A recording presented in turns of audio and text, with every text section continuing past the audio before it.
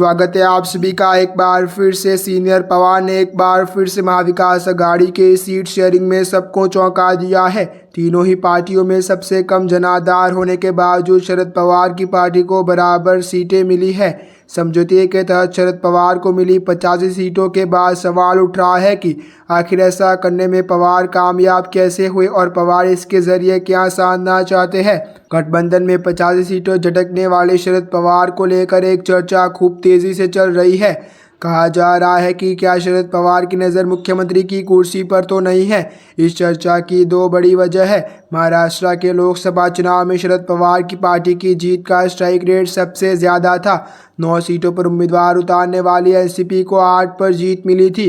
इस strike rate से देखा जाए तो शरद पवार की पार्टी 60 से 70 पर जीत सकती है। अगर ऐसा होता है तो सीएम पद की कुर्सी पर पवार की दावेदारी सबसे मजबूत हो सकती है। शरद पवार ने हाल ही में एक रैली में जयंत पाटिल के जरिए सीएम कुर्सी की चर्चा की थी। पवार इस बार चुनाव से पहले मुख्यमंत्री का नाम भी घोषित नहीं कर रहे हैं। इसके पीछे 2004 के चुनाव का एक वाकया बताया जा रहा है। 2004 में पवार ने चुनाव से पहले कांग्रेस मुख्यमंत्री बनने की घोषणा की थी। 2004 में एनसीपी को कांग्रेस से 2 ज़्यादा सीटें मिली। इसके बावजूद पवार ने सीएम की कुर्सी कांग्रेस को दे दी। शरद पवार परिवार के पास 30 साल से सीएम की कुर्सी नहीं है। आखिरकार 1983 से 1985 तक शरद पवार महाराष्ट्र के मुख्यमंत्री रहे थे। सियासी गलियारों में इसकी भी चर्चा है। बारामती से सांसद सुप्रिया सुले शरद पवार की बेटी है। अजीत पवार ने जब बगावत की थी तब उन्होंने कहा था कि मैं बेटा नहीं हूं, इसीलिए मुझे मुख्यमंत्री नहीं बनने दिया गया। शरद पवार जिस तरह से सियासी बिसात अभी बिछा रहे हैं उससे कहा जा रहा है कि भविष्य में अगर पवार के हाथ में सत्ता की चाबी आती है तो सुप्रिया के लिए सीएम बनने का रास्ता भी खुल सकता है। सियासी गलियारों में एक चर्चा यह भी है कि शरद पवार खुद के पास भी सीएम की कुर्सी रख सकते हैं। इसकी वजह अपनों से खाए धोखे है। पवार को हाल ही में उनके भतीजे और विश्वास पात्र से धोखा खाना पड़ा है। दरअसल इस बार महाराष्ट्र में रिजल्ट और महाराष्ट्र विधानसभा के कार्यकाल खत्म होने के बीच सिर्फ 3 दिन का ही गैप है। ऐसे में इस दौरान पार्टियों का ज़्यादा नेगोशिएशन नहीं कर पाएगी।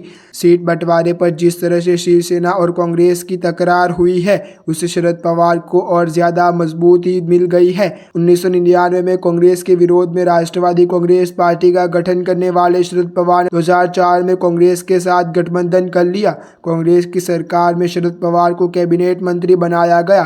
2004 के पहले के इतिहास को छोड़ भी दिया जाए तो पिछले 20 साल में कई ऐसे मौके आए जब सियासी रूप से पवार ने सबको चौंका दिया। 2006 में पहली बार पवार ने अपनी बेटी सुप्रिया को सियासत में उतार दिया। उस वक्त उनके भतीजे अजीत को इसकी खबर तक नहीं थी। अजीत बागी हुए तो सुप्रिया राष्ट्रीय राजनीति में ले आए। 2009 में जब सुप्रिया के मंत्री बनने की चर्चा थी तो नॉर्थ ईस्ट से आगाथा संगम को अपने कोटे से कैबिनेट में मंत्री बनवा दिया। 2010 में सीनियर नेताओं को दरकिनार कर अजीत पवार को महाराष्ट्र में डिप्टी सीएम की कुर्सी सौंप दी। 2014 के चुनाव में कांग्रेस और एनसीपी गठबंधन हार गई। बीजेपी बड़ी पार्टी बनी लेकिन पूर्ण बहुमत से चूक गई। सहयोगी शिवसेना ने मोलभाव शुरू कर दिया। शिवसेना के मोलभाव के दाव को खत्म करने के लिए शरद पवार ने बिना शर्त बाहर से समर्थन दे दिया। आखिर में शिवसेना एनडीए में चली आई। 2019 में जब किसी दल को बहुमत नहीं मिली तो बीजेपी को एनसीपी से फिर उम्मीद जगी। शरद पवार के बीजेपी के बड़े नेताओं से मिलने की खबर भी आई लेकिन पवार ने उद्धव को आगे कर दिया। उद्धव के साथ मिलकर पवार सरकार में शामिल हो गए। 2023 में जब भतीजे के दबाव बनाया तो पवार ने इस्तीफा देने की घोषणा कर दी। पवार की इस दावे से अजीत चिंतित हो गए। चुनाव बाद अजीत पवार उद्धव ठाकरे के सियासी फैसलों पर भी नजर रहेगा। 3 साल बाद जहां उद्धव की पार्टी टूट गई थी वही 2 साल पहले अजीत बागी हो गए थे। उद्धव महाविकास अघाड़ी से पहले बीजेपी के साथ गठबंधन में थे।